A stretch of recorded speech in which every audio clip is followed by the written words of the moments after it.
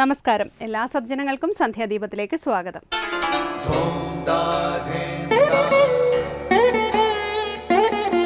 ശുഭം ഭവതു കല്യാണമായുസാരോഗ്യവർദ്ധനം സർവദുഃഖ വിനാശായ സന്ധ്യാദീപം നമോസ്തുതേ.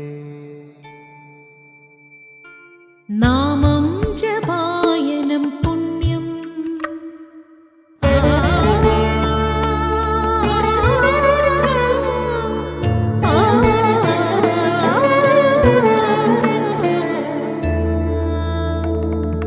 നാമം ജപായനം പുണ്യം നിരുപമദീപാങ്കുരം പോലെ സ്വരശ്രുതിലയവരമതുലം ദീവാങ്കണം മോക്ഷസംഗീതസാരം നീളും വഴിത്താരയിൽ ജീവതാരം മന്ത്രാലാപം മായാവിൻ നിൻ പ്രസാദം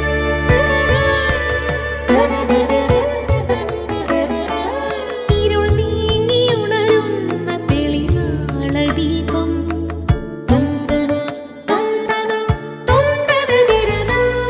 ഇരുൾ നീങ്ങിയുണരുന്ന തെളിനാളദീപം പ്രണവാമൃതം ചൊരിയുന്ന ദീപം ദീപം ദീപം ദീപം ദീപം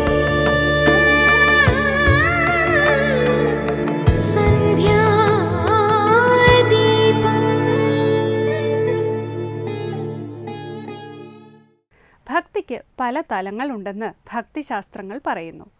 അപരാഭക്തി, പരാഭക്തി എന്നീ 2 വിഭാഗങ്ങളായി നാരദൻ തുടങ്ങിയ മഹർഷിമാർ ഭക്തിയെ വേർതിരിക്കുന്നുണ്ട്. അപരാഭക്തിയിൽ സാധനയുടെ വിവിധ പടികൾ കാണാൻ സാധിക്കുന്നു. ബാഹ്യമായും മാനസികവുമായുമുള്ള സാധനകൾ ഇതിൽപ്പെടും. ഭക്തിമാർഗം പിന്തുടർന്ന ഈശ്വരാന്വേഷി വിവിധ ഭക്തി സാധനകൾ ചെയ്യുന്നു. ഇവയിൽ അനുഷ്ഠാനങ്ങളും മാനസിക ഭാവങ്ങളും ഉൾപ്പെടും. ഇങ്ങനെയുള്ള ശാരീരിക, വാചിക, മാനസിക സാധനകളിലൂടെ അഭ്യസിക്കപ്പെടുന്ന ഭക്തി സാധനകൾ സാധകനെ ഭക്തിയുടെ പരമോന്നത തലത്തിലേക്ക് എത്തിക്കുന്നു. ഈ അവസ്ഥയെ പരാഭക്തി എന്ന് പറയുന്നു. ഇവിടെ ഭക്തിയും അദ്വൈത ജ്ഞാനവും ഒന്നായി തീരുന്നു. ജ്ഞാനമയമായ ഇത്തരം ഭക്തിയെയാണ് നാരായണ ഭട്ടതിരിയെ പോലുള്ള ഭക്തന്മാർ അവരുടെ കൃതികളിൽ അവതരിപ്പിച്ചിട്ടുള്ളത്.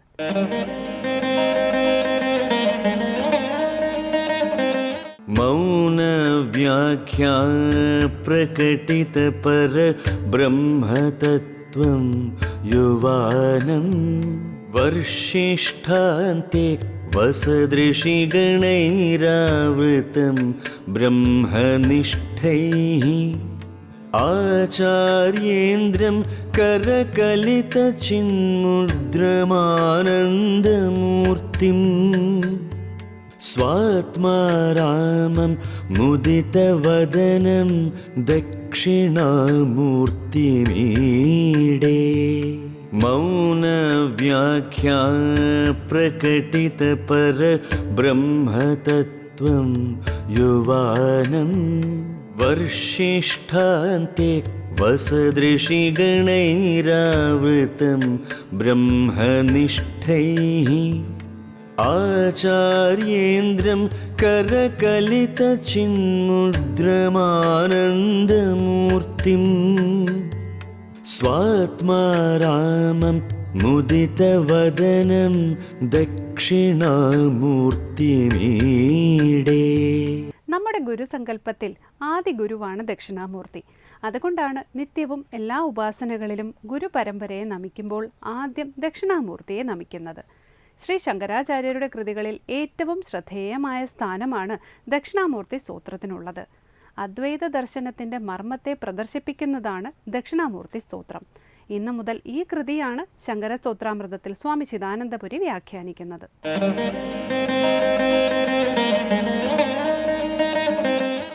ഭഗവാൻ ഭാഷ്യകാരൻ്റെ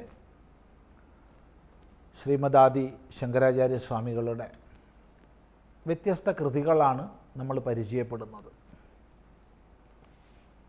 സ്തോത്രങ്ങളും പ്രകരണങ്ങളും എല്ലാം അതിൽ ഉൾപ്പെടും. ഏതാനും സ്തോത്രങ്ങളും പ്രകരണങ്ങളും നമ്മൾ ശ്രദ്ധിച്ചു. വളരെ പ്രസിദ്ധമായ ദക്ഷിണാമൂർത്തി സ്തോത്രം തുടർന്ന് നമുക്ക് ശ്രദ്ധിക്കാം. ഈ ദക്ഷിണാമൂർത്തി സ്തോത്രത്തിന് ദക്ഷിണാമൂർത്തി അഷ്ടകം എന്നും പേരുണ്ട്. അഷ്ടകം എന്ന് പറഞ്ഞാൽ 8 ശ്ലോകങ്ങൾ ചേർന്നതാണ്. എന്നാൽ ഫലശ്രുതി അടക്കം ഇതിൽ 10 ശ്ലോകങ്ങളുണ്ട്. ശരിക്കും പറഞ്ഞാൽ ദക്ഷിണാമൂർത്തി അഷ്ടകം എന്നാണ് പേരെങ്കിലും ഇത് ദശകമാണ്. ഏതോ ഒരു ശ്ലോകം പിന്നീട് കയറി കൂടിയതായിരിക്കണം. പിന്നെ ഫലശ്രുതിയും കൂടിയാവുമ്പോൾ 10 ശ്ലോകമാവും. അല്ലെങ്കിൽ ദക്ഷിണാമൂർത്തി അഷ്ടകം എന്നുള്ള പേരെങ്ങനെയോ തെറ്റായിട്ട് പ്രചരിച്ചതായിരിക്കാം. ഭാഷ്യകാരൻ്റെ കൃതികളിൽ, പ്രകരണ ഗ്രന്ഥങ്ങളിൽ ഒരേ സമയത്ത് ഒരു ഉത്തമ സ്തോത്രകൃതിയായിട്ടും അതേപോലെ ഒരു പ്രകരണ ഗ്രന്ഥമായിട്ടും ഒരുപോലെ മാനിക്കാവുന്ന കൃതിയാണ് ഈ ദക്ഷിണാമൂർത്തി സ്തോത്രം. സ്തോത്രം എന്ന് പറയുമ്പോൾ സ്തൂയത്തെ അനേന ഇതി സ്തോത്രം. സ്തുഞ്ഞ് ഗുണകഥനെ എന്നാണ് ധാതു. അപ്പോൾ യാതൊന്നിനെ കൊണ്ട് ഗുണകഥനം കീർത്തിക്കപ്പെടുന്നുവോ അതാണ് സ്തോത്രം. ദേവതകളുടെ, ഈശ്വരൻ്റെ, രാജാവിൻ്റെ എന്ന് വേണ്ട ആരുടെയെങ്കിലുമൊക്കെ ഗുണങ്ങളെ പറഞ്ഞ് അവരെ കീർത്തിക്കുക, അതിനാണ് സ്തോത്രം എന്ന് പറയുന്നത്. ഇവിടെ ഭഗവാന്റെ ഗുണകഥനങ്ങളാണ് ഭഗവത് സ്തോത്രങ്ങൾ. ആ നിലയ്ക്ക് ഓരോ ശ്ലോകത്തിലും നമ ഇദം ശ്രീ ദക്ഷിണാമൂർത്തയെ എന്ന് പറഞ്ഞുകൊണ്ട് സ്തുതിക്കുന്നതായതുകൊണ്ട്, നമസ്കരിക്കുന്നതായതുകൊണ്ട് ഇത് ഒരു ദക്ഷിണാമൂർത്തി സ്തോത്രമാണെന്ന് പറയാം. അപ്പോൾ സ്തോത്ര സാഹിത്യത്തിൽ പെടും. എന്നാൽ ഈ കൃതിയിൽ ഓരോ ശ്ലോകവും ശ്രദ്ധയോടുകൂടി പഠിക്കാൻ നമ്മൾ തയ്യാറായാൽ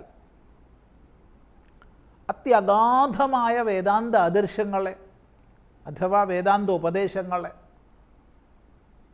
സാമാന്യന് ലളിതമായി സംഗ്രഹിച്ചിട്ടുള്ളതായി കാണാൻ കഴിയും. ഈ ഒരു കൃതി ശ്രദ്ധയോടുകൂടി പഠിച്ചാൽ വേദാന്തത്തിൻ്റെ മുഖ്യങ്ങളായ ആശയങ്ങളെ മുഴുവൻ നമുക്ക് മനസ്സിലാക്കാം. ഇത് ഒന്നാന്തരം വേദാന്ത പ്രകരണവുമാണ്. ഒരു സജ്ജനങ്ങൾ നല്ലതുപോലെ ശ്രദ്ധിച്ച് ഇത് പഠിക്കാമെങ്കിൽ എന്താണ് വേദാന്തം എന്നുള്ളതിനെക്കുറിച്ച് വ്യക്തമായൊരു കാഴ്ചപ്പാട് നമുക്കുണ്ടാവും. ഇത് ഒരേ സമയത്ത് ഒരു സ്തോത്രവുമാണ് വേദാന്ത പ്രകരണവുമാണ്. ശങ്കരകൃതികളിൽ വലിയൊരു മഹിമയാണ്, അല്ലെങ്കിൽ മഹത്വപൂർണമായ സ്ഥാനമാണ് ദക്ഷിണാമൂർത്തി സ്തോത്രത്തിനുള്ളത്. ഭഗവാൻ ഭാഷ്യകാരൻ ശങ്കരാചാര്യസ്വാമികൾ പ്രധാനപ്പെട്ട 10 ഉപനിഷത്തുക്കൾക്കും ബ്രഹ്മസൂത്രങ്ങൾക്കും അതുപോലെ ഭഗവത്ഗീതയ്ക്കും ഭാഷ്യങ്ങൾ എഴുതി.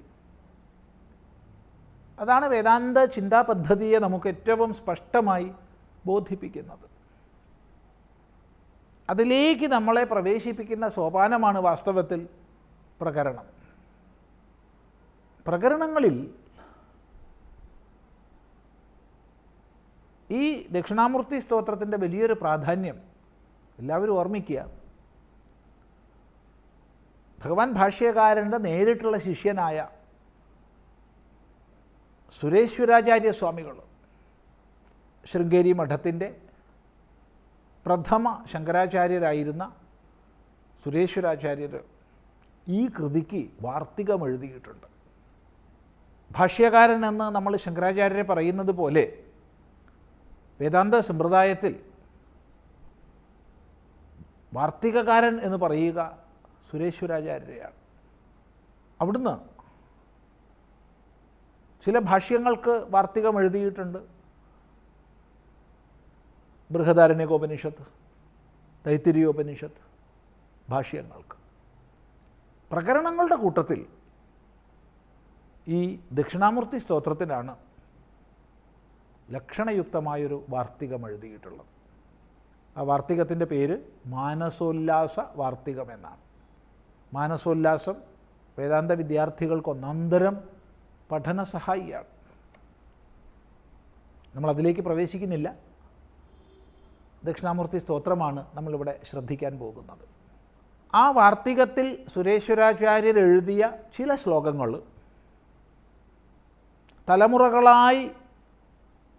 തലമുറകളായി ഗുരുശിഷ്യ പ്രശിഷ്യ പരമ്പരയിലൂടെ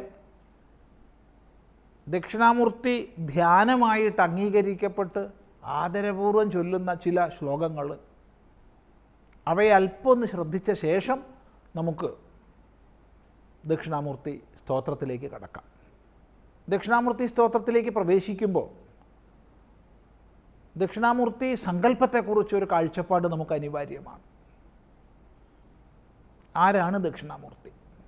നമ്മുടെ ദേവതാ സങ്കല്പത്തിൽ അഥവാ ഗുരു പരമ്പര സങ്കല്പത്തിൽ എന്താണ് ദക്ഷിണാമൂർത്തിയുടെ സ്ഥാനം?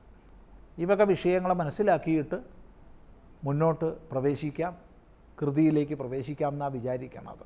ഏതായാലും ആ ഭാഗങ്ങൾ നമുക്ക് തുടർന്ന് അടുത്ത പ്രാവശ്യം ചിന്തിക്കാം.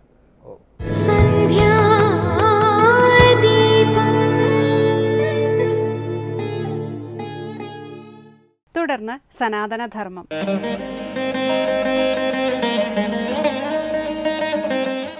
ഓം നമോ ഭഗവതേ വാസുദേവായ. എല്ലാവർക്കും എൻ്റെ പ്രണാമം. ദശമസ്കന്ധത്തിൻ്റെ പൂർവാർത്ഥത്തിൽ ദേവന്മാരുടെ സ്തുതിയിൽ 34-ാമത്തെ ശ്ലോകമാണ് അടുത്തത്. സത്വം വിശുദ്ധം ശ്രേയതേ ഭവാൻ സ്ഥിതോ ശരീരിണാം ശ്രേയ ഉപായനം വപുഃ വേദക്രിയായോഗ തപസ്സമാധിഭിർ തവാർഹണം യേന ജനസമീഹതേ. പറയുകയാണ്, ഭഗവാൻ പല രൂപങ്ങളെ എടുത്തിട്ടുണ്ട്. ഭഗവാൻ പോലും പല രൂപങ്ങളെ എടുത്തിരിക്കുന്നത് എന്തിനു വേണ്ടിയിട്ടെന്നുള്ള കാര്യത്തെയാണ് ഇവിടെ ചുരുക്കി പറയുന്നത്. രാമനായിട്ടും പരശുരാമനായിട്ടും കൃഷ്ണനായിട്ടുള്ള അവതാരങ്ങളെല്ലാം പ്രസിദ്ധമാണ്. മത്സ്യകൂർമ്മ വരാഹം തൊട്ടുള്ള എല്ലാ അവതാരങ്ങളും ഇപ്പം തന്നെ ഇവിടെ പറയുകയും ചെയ്യും. ഭഗവാൻ ഇത്രയധികം ക്ലേശങ്ങൾ ആർക്ക് വേണ്ടി സഹിക്കുന്നു ചോദിച്ചാൽ സജ്ജനങ്ങൾക്ക് വേണ്ടിയിട്ട്. അപ്പോൾ ഭഗവാന്റെ മുമ്പിൽ തൊഴുതിരിക്കുമ്പം എന്നെ ഭഗവാൻ രക്ഷിക്കുന്നില്ല എന്ന് മാത്രം പറയരുതേ. എന്തുകൊണ്ടാണ്? ഭഗവാന്റെ ഓരോ അവതാരങ്ങളും മനുഷ്യ സമൂഹത്തിന് വേണ്ടിയിട്ടായിരുന്നു. ദുഷ്ടന്മാരിൽ നിന്ന് മനുഷ്യ സമൂഹത്തെ രക്ഷിക്കാൻ വേണ്ടിയിട്ടായിരുന്നു ഭഗവാന്റെ ആ അവതാരങ്ങളിലെല്ലാം തന്നെ ഭഗവാൻ എത്രയധികം ക്ലേശങ്ങൾ സഹിച്ചിട്ടുണ്ട് എന്നുള്ള കാര്യവും കഥകളിലൂടെ നിങ്ങൾക്കെല്ലാവർക്കും അറിയാവുന്നതാണ്. എന്നിട്ടും പോയി ചെറിയ ചെറിയ കാര്യങ്ങളൊന്നും നടക്കാതെ വരുമ്പം ഈ ഭഗവാൻ എൻ്റെ നേരെ കണ്ണ് തുറക്കുന്നില്ല എന്ന് അറിയാതെ വിലപിച്ചു പോകുന്നുണ്ട് നമ്മളല്ല. അത് ദുഃഖത്തിൻ്റെ ആ കാഠിന്യം കൊണ്ടോ അല്ലെങ്കിൽ ദുഃഖം അത്രയധികം വർദ്ധിച്ചതുകൊണ്ടോ ആകാം. എങ്കിലും അങ്ങനെ പറയരുതെന്നുള്ളതാണ് ഇവിടെ ഒരു സൂചന നൽകുകയാണ്. എന്താ? ഭവാൻ അങ്ങ് സ്ഥിതോ പാലനത്തിൽ. ഭഗവാനാണ് ഈ പ്രപഞ്ചത്തെ മുഴുവൻ സ്ഥിതി പാലനം ചെയ്യുന്നത്. ഭഗവാനാണ് ഈ സമസ്ത പ്രപഞ്ചത്തെയും പാലിക്കുന്നതെന്ന് അർത്ഥം.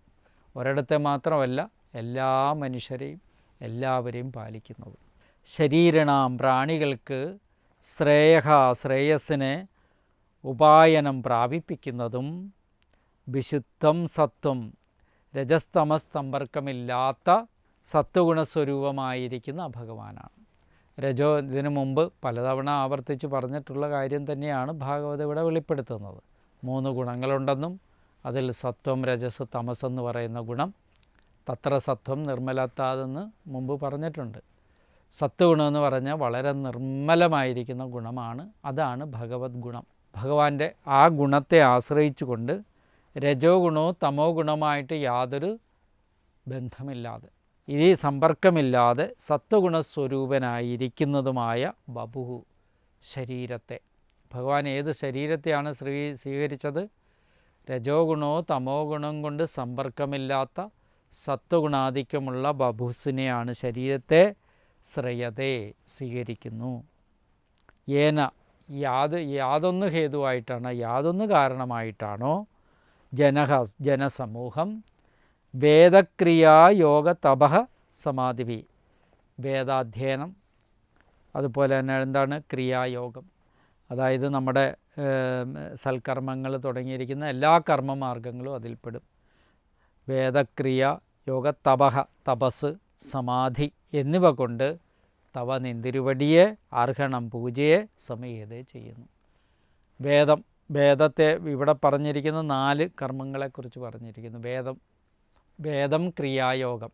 വേദമെന്ന് പറഞ്ഞു കഴിഞ്ഞാൽ സാധാരണ ബ്രഹ്മചാരികൾ ആദ്യം പഠിക്കുന്നതാണ് വേദാധ്യയനം. അതാണ് ഒന്നാമത്തെ ക്രിയ. വേദാധ്യയനം കൊണ്ട് ഭഗവാനെ ആരാധിക്കുന്നു. രണ്ടാമത്തത് ക്രിയായോഗം. സൽക്കർമാദി ക്രിയായോഗങ്ങൾ അനുഷ്ഠിച്ചുകൊണ്ട് ഭഗവാനെ ആരാധിക്കുന്നു. മൂന്നാമത്തത് എന്താണ്? തപഹ, തപസ്സുകൊണ്ട് ഭഗവാനെ ആരാധിക്കുന്നു. എങ്ങനെയാണ്? ബ്രഹ്മചര്യകാലത്ത് വേദപഠനം, ഗൃഹസ്ഥാശ്രമ കാലത്ത് യാഗാദി കർമ്മങ്ങളുടെ അനുഷ്ഠാനത്തെയാണ് എന്ത് പറയുന്നത്? ക്രിയായോഗം എന്ന് പറയുന്നത്. പിന്നെ വാനപ്രസ്ഥാശ്രമത്തിലെയാണ് തപസ്സെന്ന് പറയുന്നത്. സമാധി സന്യാസാശ്രമത്തിലെയാണ് സമാധി. ഈ 4 അവസ്ഥകളെയാണ് ഇവിടെ എടുത്തു പറഞ്ഞിരിക്കുന്നതെന്ന് ഓർക്കണം. ബ്രഹ്മചര്യകാലത്തെ വേദാധ്യയനവും അതുപോലെ തന്നെ ഗൃഹസ്ഥാശ്രമത്തിലിരുന്നുകൊണ്ട് യാഗാദി കർമ്മങ്ങളുടെ അനുഷ്ഠാനമായിരിക്കുന്ന ക്രിയായോഗങ്ങളും, തപസ് വാനപ്രസ്ഥാശ്രമത്തിലെ തപസ്സും, അതുപോലെ തന്നെ സമാധി സന്യാസാശ്രമത്തിലെ സമാധി, ഇതെല്ലാം നിന്തിരുവടിയുടെ അർഹണം പൂജയെ സമീഹിതേ ചെയ്യുന്നു. സത്തുക്കൾക്ക് സുഖത്തെ ഉണ്ടാക്കുന്നതായിരിക്കുന്ന ശ്രീഹരിയുടെ രൂപം സത്വഗുണസമ്പൂർണമാണ് എന്ന് നമ്മളെ ഓർമ്മപ്പെടുത്തിയാണ് ഇവിടെ ചെയ്യുന്നത്. അതിലേറ്റവും പ്രധാനം നിന്തിരുവടിയുടെ മായയെ അതിക്രമിച്ചുകൊണ്ട് ചിസ്വരൂപമായിരിക്കുന്ന അവതാര രൂപത്തെയാണ് അങ്ങെപ്പോഴും കൈവരിക്കുന്നത്. ഇതെല്ലാം ശ്രദ്ധിച്ചു കേട്ടോണം. ഭഗവാൻ സത്വഗുണസമ്പന്നനാണ്. അപ്പോൾ ഭഗവാനെ ആരാധിക്കുന്നവർക്കും എന്തു വേണം? സത്വഗുണസമ്പൂർണത്വം ഉണ്ടായിരിക്കണമെന്നർത്ഥം. ഭഗവാനെ ആരാധിക്കുന്നവർ അധികം ദേഷ്യപ്പെടരുത്, അധികം കരയരുത്, അധികം എന്ത് ചെയ്യണം? മറ്റുള്ള കാര്യങ്ങളിൽ അധികം സംസാരിക്കരുത്, വിമുഖതയുണ്ടായിരിക്കണം. എപ്പോഴും എന്താണ്? നമ്മൾ സാധാരണ രീതി പുറമെയാണ് സാധന ചെയ്യുന്നത്, നാമജപാതി സാധനകൾ. ഇവിടെ അന്തരംഗ സാധനങ്ങളായിരിക്കണം. അന്തരിന്ദ്രിയങ്ങളെ നിയന്ത്രിക്കാനുള്ള അന്തരുപാസനകൾ ചെയ്യണം. അമിതമായിട്ട് മനസ്സ് എങ്ങും പോകാതെ ഒരിടത്ത് നിലനിർത്തിക്കൊണ്ട് നാമജപാദികൾ അനുഷ്ഠിക്കണം. നാമം ജപിക്കുമ്പം നമുക്ക് പലപ്പോഴും എന്താ അശ്രദ്ധകൾ ഒരുപാട് വരാറുണ്ട്. പലരും കാണുമ്പോഴൊക്കെ പറയാറുണ്ട് ഇങ്ങനെ, നാമം ജപിക്കും പക്ഷേ ഉറക്കം വരും, അതാണ് ഏറ്റവും പ്രധാനം. അപ്പോൾ ഉറക്ക ഗുളികയുടെ ആവശ്യമില്ല എന്നാണ് അവർ പറയുന്നത്, ഉറക്കം വരാൻ. വാർദ്ധക്യം ഒരാൾ എന്നോട് പറഞ്ഞു ഉറക്കം വരുന്നില്ല, അയാളോട് 300 വരെ എണ്ണാൻ പറഞ്ഞു. പിന്നീട് കണ്ടപ്പോൾ അയാൾ എന്നോട് പറഞ്ഞത്, സ്വാമി 300 വരെ എണ്ണാൻ പറ്റുന്നില്ല, ഒരു 200 കഴിയുമ്പോൾ ഉറങ്ങിപ്പോകുന്നു, 300 വരെ എങ്ങനെയെങ്കിലും എത്തിക്കണമെന്നാണ് ആഗ്രഹം. അപ്പോൾ എല്ലാവർക്കും ഇതൊരു ട്രെയിനിങ് ആണ്. അതായത് എന്താണെന്ന് വെച്ചാൽ മനസ്സിന് ഇഷ്ടമുള്ള വിഷയങ്ങളിൽ വ്യാപരിച്ച് ആവശ്യമില്ലാത്ത കാര്യങ്ങളിലൊക്കെ ചിന്തിച്ച് വഴിമുട്ടുമ്പോഴാണ് ഉറക്കം കെടുന്നത്. മനസ്സിനെ തൻ്റെ വശത്തിൽ കൊണ്ടുവന്ന് വെച്ചുകൊണ്ടിരുന്ന് ഉറങ്ങി കാര്യങ്ങൾ ചിന്തിച്ച് നോക്കിയാൽ അപ്പോൾ ഉറക്കം തനിയെ വരും. ഇങ്ങനെയുള്ള കാര്യങ്ങളൊക്കെ കേട്ടാൽ നമുക്ക് പെട്ടെന്ന് ഉറക്കം വരും. അതൊരു പ്രത്യേകതയാണ്. കാര്യം ഇതിനൊരു പ്രത്യേകതയുണ്ട്. എന്താണെന്നറിയാം? സത്വഗുണം ഇല്ലാത്തവർ ഇത് കേട്ടാൽ അവർക്ക് ഉറക്കം വരും. രജസും തമസും കൂടിയിരിക്കുന്നതുകൊണ്ടാണ്. അതുകൊണ്ട് ഇവിടെ ഭഗവാനെ ആശ്രയിക്കുന്നവർ, ഈ 4 വിധ കർമ്മങ്ങൾ കൊണ്ട് ആരാധിക്കുന്നവർ ഈ പ്രപഞ്ചത്തെ സംരക്ഷിക്കുന്ന ഭഗവാനാണെന്നുള്ള കാര്യം എപ്പോഴും നമ്മുടെ മനസ്സിൽ ഓർമ്മയിൽ വേണം. ഭഗവത് ആരാധന ഏറ്റവും പ്രധാനമായിരിക്കണം. നമസ്കാരം.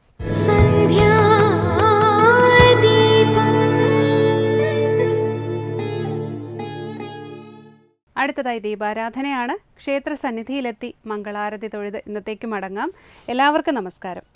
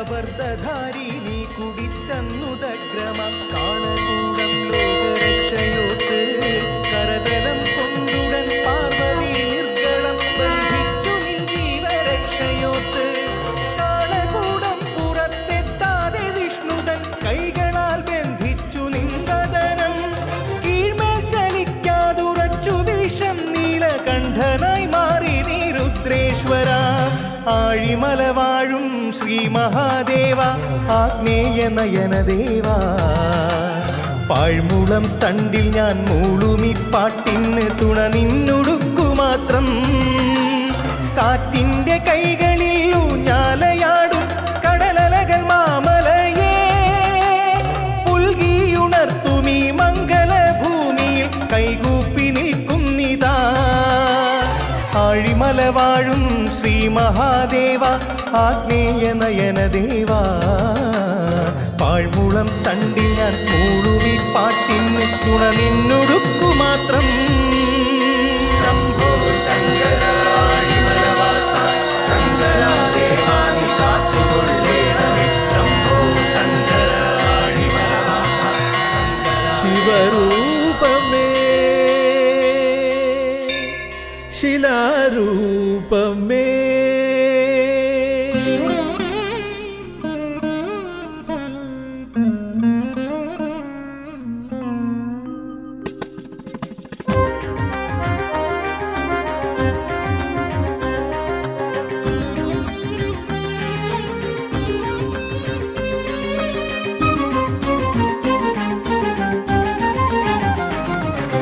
ശിവരൂപമേ ശിലാരൂപമേ തോരാത്ത കണ്ണീരഭിഷേകമായാൽ ശിലയിലിരിപ്പാനാവും